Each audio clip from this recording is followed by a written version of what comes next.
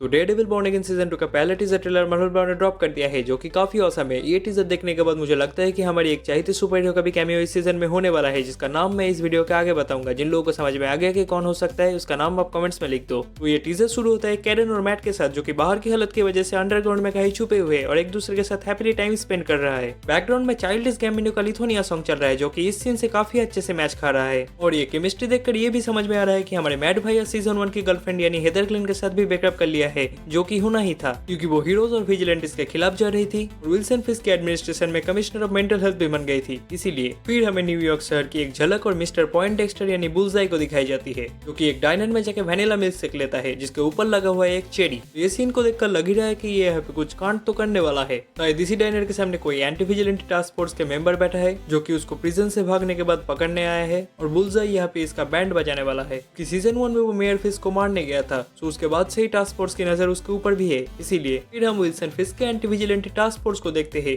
जो कि वही पनिशर की लोगो वाली सूट में है सीजन 1 की तरह, जो कि न्यूयॉर्क के लोगों के साथ घुल मिल रहा है। शायद ये फिस्क का प्रोपेगेंडा है ताकि उसके खिलाफ जाने वाले लोगों की संख्या बहुत कम हो। और इन लोगों को देखकर लग ही रहा है कि ये टास्क फोर्स अभी एक बहुत बड़ी टीम बन चुकी है और सीजन 2 में जितने भी उल्टे सीधे कांड होंगे उस सब के पीछे ये टीम ही रेस्पॉन्सिबल होगा। इस सीन के टाइम हम एक पोस्टर देखते हैं, जहाँ पे बेसिकली फिस्क के नाम के साथ उसके एक फोटो है, जिसके नीचे लिखा हुआ है making NYC safe 555 no mask. इसका मतलब फिस्क के हिसाब से विजिलेंटिस न्यूयॉर्क के लिए खतरा है। कोई भी अगर विजिलेंटिस दिखे इस 555 नंबर पर कॉल करे। उसके बाद सेम टाइम पे मैट और कैरन की डांस सीन और फिस्क और वेनेसा की एक पार्टी की सीन दिखाई जाती है। उसके बाद सेम मैट और कैरन की सीन में वापस आने के बाद मैट डांस करते करते कुछ सेंस करता है और अचानक से एक तेज साउंड सुनकर वो हिल जाता है, जो कि सिर्फ उसको ही सुनाई दे रही है, कैरन को नहीं। मोस्ट प्रोबेबली यहाँ पे ये हो सकता है कि मैट और कैरन फिस्क और उसके एंटी विजिलेंट टास्क फोर्स से भागकर कहीं सेफ जगह पे छुपे हुए हैं, लेकिन फिस्क की फोर्स ने यहाँ पे भी उन दोनों को ढूंढ निकाला है। वो लोग कुछ ऐसे सोनिक कैनन टाइप का यूज कर रहा है, जिससे सिर्फ मैट के सेंसेस के ऊपर ही अटैक हो रहा है और कैरन को कुछ भी नहीं फील हो रहा है। फिर हम किसी को फिस्क के कैरेक्टर मास्क में देखते हैं। उसका नेम प्लेट में मेयर किंगपिन लिखा हुआ है। मोस्ट प्रोबेबली ये कोई विजिलेंटी या फिर कोई न्यूयॉर्क का ही आदमी होगा, जो कि मेयर को ट्रोल कर रहा है। कुछ लोग तो ऐसे होंगे ही ना जो कि मेयर को सपोर्ट नहीं करेगा और उसकी असलियत को सामने लाएगा, उनमें से ही कोई एक होगा। देन हम मैथ्यू लिलर्ड के कैरेक्टर मिस्टर चार्ल्स को देखते हैं, जो कि एक एंटागनिस्ट का रोल प्ले करने वाला है, जो कि किंगपिन के डिसीजन के अगेंस्ट फाइट भी करेगा, मतलब फिस्क का ओपोनेंट होगा। इसको भी हम पुलिस फोर्स के साथ देखते हैं, सो मोस्ट प्रोबेबली ये गवर्नमेंट के लिए काम करता है। फिर हम स्ट्रीट में किसी पोस्टर को लगते हुए देखते हैं, जिसमें लिखा हुआ है मिसिंग मैट मार्डॉक। ये अभी तक रिवील नहीं हुआ है कि मैट मार्डॉक ही डेयरडेविल है, लेकिन टास्क फोर्स को उसके ऊपर शक है, क्योंकि न्यूयॉर्क से डेयरडेविल भी मिसिंग है, उसके साथ मैट मार्डॉक भी। तो शायद इस सीजन में टास्क फोर्स को ये पता चल ही जाएगा कि मैट मार्डॉक ही डेयरडेविल है। फिर यहाँ पे एक चार्ज का एक्शन सीक्वेंस है, जहाँ मैट किसी को गंदी तरीके से पिटेगा और उसको खुद भी चोट लगेगा।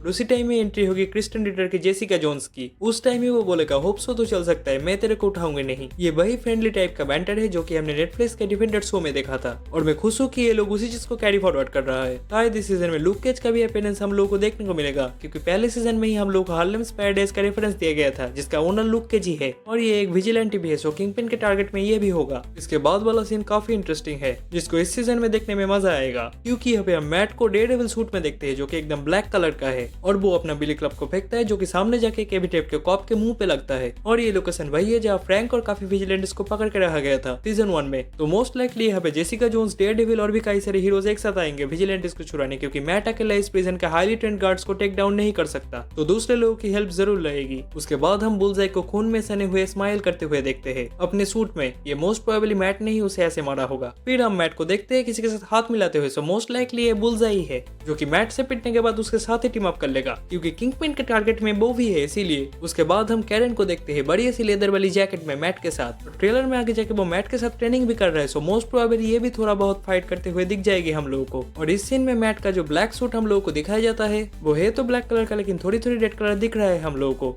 सो मोस्ट प्रोबेबली ये वो रेड कलर का ही सूट है, जिसके ऊपर ब्लैक पेंट किया गया है, और शो के लास्ट में जाके ये रेड हो जाएगा, क्योंकि ट्रेलर के लास्ट में डेयरडेविल बॉर्न अगेन सीजन 2 का लोगो ब्लैक से रेड होना शायद इसी चीज को समझा रहा है कि उसका सूट रेड से ब्लैक होगा और ब्लैक से फिर से रेड होगा। और कॉमिक में डेयरडेविल ब्लैक सूट शैडोलैंड वाली स्टोरी लाइन पे पहनता है, जहाँ वो नेटफ्लिक्स के सीजन 2 में जो हैंड निंजास दिखाए गए थे उसका लीडर बन जाता है, और यही वो हैंड निंजास है जिसके साथ हमारा स्पाइडी ब्रांड न्यू डे के लीक ट्रेलर में फाइट कर रहा था। तो शायद इस सीजन 2 के पोस्ट क्रेडिट सीन में हम स्पाइडरमैन, डेयरडेविल, फ्रैंक तीनों को एक साथ देख ले, और ब्रांड न्यू डे में भी फ्रैंक के साथ हमें डेयरडेविल देखने को मिले स्पाइडी के साथ। उसके बाद हम टास्क फोर्स को देखते हैं किसी घर में घुसते हुए, शायद किसी और विजिलेंटिस का पता उन लोगों को चल चुका है। नेक्स्ट शॉट में हम मेयर फिस्क को डैनियल ब्लैक के सामने डेस्क पे बैठे हुए देखते हैं, अपने कॉमिक एक्यूरेट व्हाइट सूट में। जिससे ये बोला जा सकता है कि वो अपने रियल अवतार में वापस आ चुका है। फिर हम जेसिका जोन्स को एक दरबार से एवीटीएफ के कॉप को मारते हुए देखते हैं। शायद ये जगह एवीटीएफ का हेडक्वार्टर है। उसके बाद हम डैनियल और बक को कार के डिक्की में झांकते हुए देखते हैं। सो यहाँ पे शायद किसी का डेड बॉडी होगा। फिर हम फिश को एक बॉक्सिंग रिंग में देखते हैं। शायद ये कोई फन रेसर मैच होगा जहाँ उसका ओपोनेंट कोई प्रोफेशनल बॉक्सर है जिसका वो बुरा हल करने वाला है। उसके बाद हम मैट के एक्स गर्लफ्रेंड हेदर को देखते हैं। शायद वो यहाँ प्रिजन में किसी के साथ बात कर रहा है। फिस्क ने पिछले सीजन में उसको कमिश्नर ऑफ मेंटल हेल्थ बनाया है। यहाँ पे वो उसका ही काम बखूबी तरीके से निभा रहा है। मुझे लग रहा है कि हेदर इस सीजन में पता लगा ही लेगा कि फिस्क क्या करने की कोशिश कर रहा है। बाद में जाके मैट को हेल्प भी करेगा। फिर हम काफी लोगों को प्रोटेस्ट करते हुए देखते हैं जिसको एवीटीएफ के कॉप्स रोक रहा है। शायद यहाँ पे टास्क फोर्स ने किसी को मार दिया होगा क्योंकि फुल मोमबत्ती पड़ी हुई है। या फिर यहाँ पे एक मिसिंग का पोस्टर भी दिख रहा है। शायद जो भी फिस्क के अगेंस्ट जा रहा है उसको फिस्क गायब कर दे रहा है और इसी के खिलाफ प्रोटेस्ट चल रही है। फिर हम सीजन 2 में फॉगी नेल्सन का रिटर्न देखते हैं। शायद ये किसी फ्लैशबैक का सीन है क्योंकि सीजन 1 में तो फॉगी मर गया था। उसके बाद हम डेयरडेविल को जोश इस बार में एवीटीएफ के साथ फाइट करते हुए देखते हैं और ये वही प्लेस है जहाँ सीजन 1 के एंड में मैट और कैडन सभी के साथ गैदर होता है।